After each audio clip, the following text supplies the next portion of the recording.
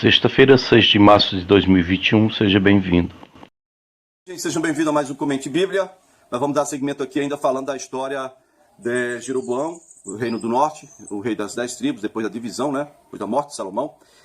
Está lá em primeiro livro dos Reis, capítulo 14, verso 23, diz que o homem de Deus que estava comendo na casa do outro homem de Deus, o profeta velho, né? Porque tinha sido enganado por ele. Então, ele tinha recebido a palavra, né? Você não vai ser sepultado junto com os seus antepassados, porque você desafiou a palavra de Deus. Verso 23, 1 Reis 14, 23, diz: quando o homem de Deus acabou de comer e beber, o profeta idoso selou seu jumento, e aí ele se pôs no caminho. Verso 24, diz que um leão atacou esse profeta que tinha ido profetizar contra o altar de Betel, e o matou, e o seu corpo ficou estendido no chão, ao lado do leão e do jumento. E olha bem, que coisa interessante, um profeta morto entre um leão e um jumento. Claramente falando, tem uma tipologia da história que iria acontecer futuramente. Reino do Norte e Reino do Sul. Leão é tribo de Judá. Leão é Judá. Jumento sempre foi o resto de Israel. Natureza de jumento. Natureza difícil, né, de mula. Tá? E então é isso aí. O profeta, provavelmente, Jesus. Não por desobediência, mas esse profeta queria ser morto ali, depois de exercer profecia e juízo de Deus contra a idolatria. Ele pode ser uma tipologia de Jesus, se formos pensar, conjecturar nesse caso aí, tá bom? Bom, queridos, e aí o homem de Deus, na verdade as pessoas começaram a passar, ver o corpo dele lá, no meio de um leão e um jumento. O leão não despedaçou, não comeu parte alguma dele, só matou ele mesmo, deixou ele lá estendido no chão. O leão não atacou o jumento, só ficou lá com quem estava vigiando. O jumento de um lado, leão do outro, e o homem morto ali. As pessoas começaram a passar e foram falando, chegou a notícia nos ouvidos do profeta velho, profeta que já vivia em Betel há muito tempo, e aí o profeta disse aos filhos dele: ei, sele outro jumento aí, que eu vou atrás e tal. Chegou lá, sem medo nenhum, ele olhou, viu que o leão não tinha atacado, nem comido o corpo do profeta, nem atacado o jumento. Ele chegou lá, pegou o corpo, devagarzinho, né? Pegou o corpo do profeta morto, levou para sua casa, sepultou em sua sepultura. Olha outra tipologia, Jesus foi colocado num túmulo novo, que não pertencia a ele, né? Só que aqui, esse profeta, ele vai dizer assim: coloca no meu túmulo, e quando eu morrer, não deixe de colocar o meu corpo junto com o corpo os ossos desse profeta aqui, porque a profecia que ele predisse lá em Betel, ela vai se cumprir, ela vai acontecer sim. Ok, meu povo? Foi isso que aconteceu na história aí do Jeroboão. Jeroboão teve uma lição, ó, né? Pois bem, então veja bem, 1 Reis capítulo 13, agora você vai no versículo 33, onde diz que mesmo depois do que aconteceu lá em Betel, a questão da mão do Jeroboão ficar retesada, o altar fendido, a profecia foi liberada, mesmo depois daquilo, Jeroboão, ele não mudou o procedimento dele, ele continuou nomeando sacerdote do jeito que ele queria, sacerdotes idólatras, né? Ele consagrava para esses altares qualquer um que quisesse ser sacerdote. Verso 34 vai dizer que esse foi o pecado da família de Jeroboão, que levou à sua queda e à sua eliminação da face da terra. Olha o primeiro livro dos Reis, agora capítulo 14, você vai ver como é que foi que a história de Jeroboão acabou. Jeroboão, servo de Nabate, servo de Salomão, melhor dizendo, filho de Nabate, servo de Salomão. Veja bem, existe aqui um profeta chamado Aías. É o mesmo que rasgou a própria capa e entregou 10 pedaços para Jeroboão e disse que ele ia ser rei. Lembra desse homem? Pois bem, veja bem. 1 Reis 14, 1 diz que naquela época Abias, filho de Jeroboão, ficou doente.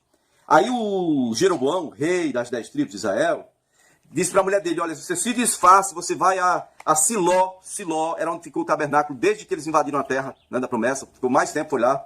Vá a Siló, onde mora Aías, o nome do filho dele era Abias, e o sacerdote aqui, o profeta aqui, era Aías, o profeta. Vá na casa do Aías, você se disfarce, não deixe ninguém saber que você é minha mulher não, porque vai pegar mal. Mas vai lá na casa do profeta Aías, aquele que profetizou que eu ia ser rei. Vai lá que ele vai dizer para você se nosso filho vai ficar bom ou não, se ele vai sobreviver ou não a essa enfermidade. E aí o que acontece?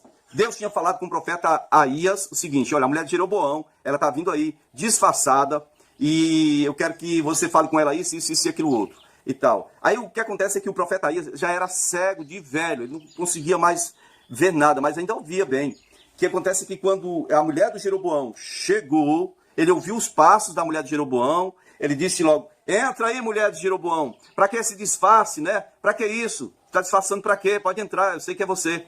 E aí ela entrou. Eu quero ler aqui o que ele disse.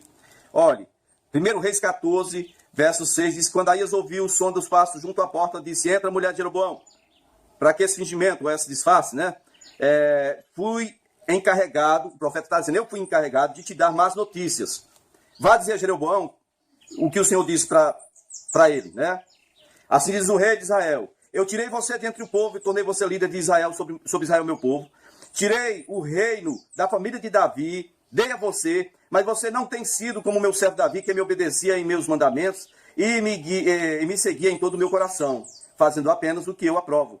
Você, Jeroboão, tem feito mais mal do que todos os que viveram antes de você, pois você fez para si outros deuses, outros ídolos de metal, está se referindo aos bezerros de ouro aqui, né? Você provocou a minha ira e você voltou as costas para mim.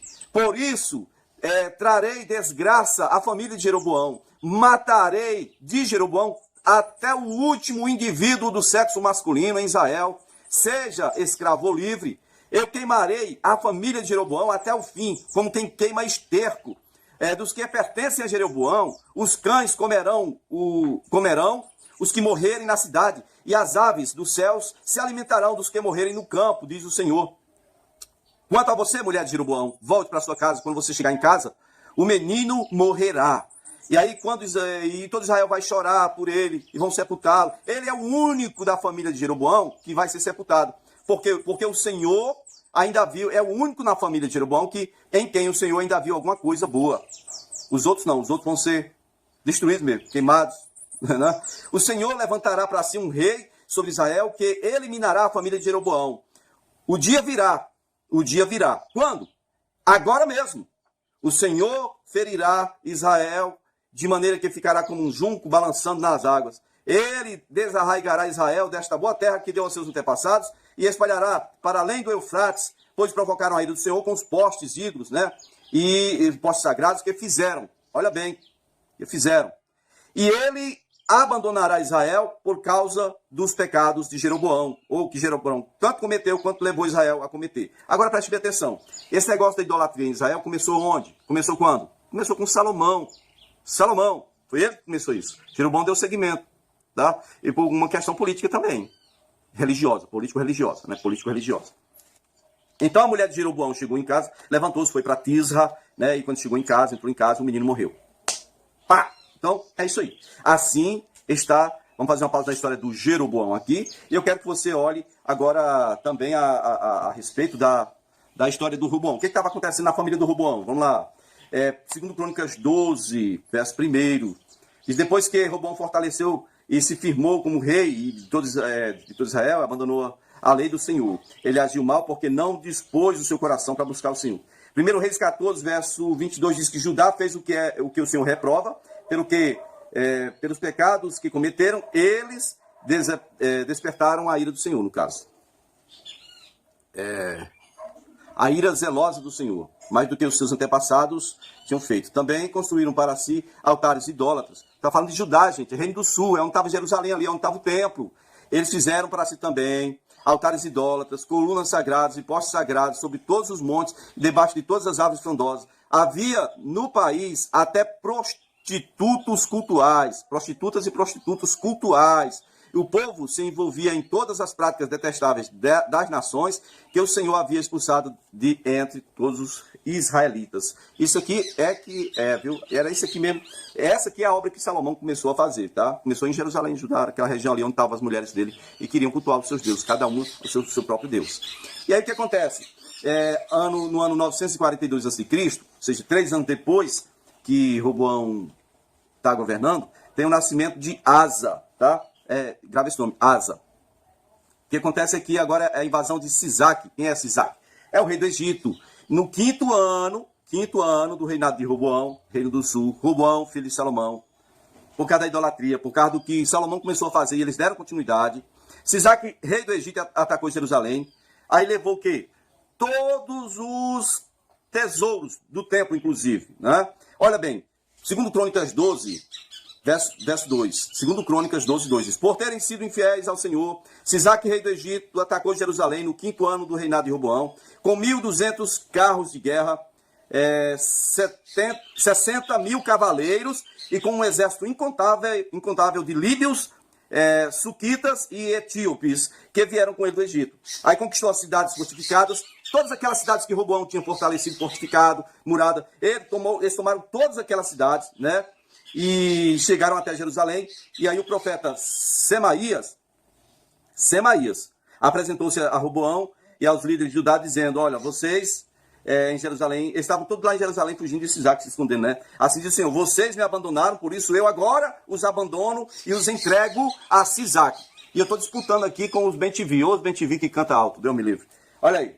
Aí o versículo 6 diz que os líderes de Israel e o rei, né, os líderes de Judá e os reis, o rei, melhor dizendo, de Judá, o Roboão, eles disseram: o Senhor é justo. E aí eles se humilharam, e o Senhor viu que eles se humilharam, e aí o Senhor vai e diz para eles, a palavra que veio a Semaías de novo, né? Visto que eles se humilharam, não vou destruir, não os destruirei, mas em breve lhes darei livramento. Minha ira não será derramada sobre Jerusalém por meio de Sisaque.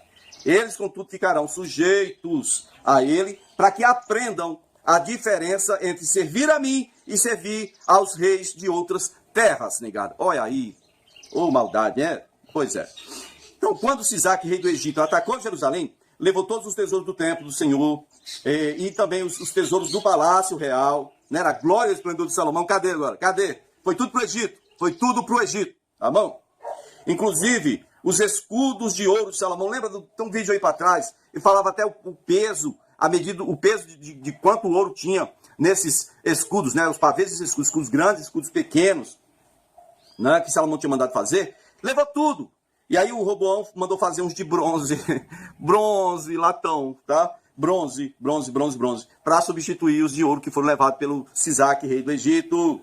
E esses escudos de ouro eram o seguinte: ficavam lá na câmara da guarda do templo. Toda vez que o rei ia ao templo, a guarda do templo ia com esses escudos de ouro, ó.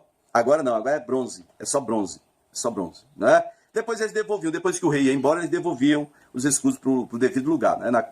Na sala da guarda lá, tá certo?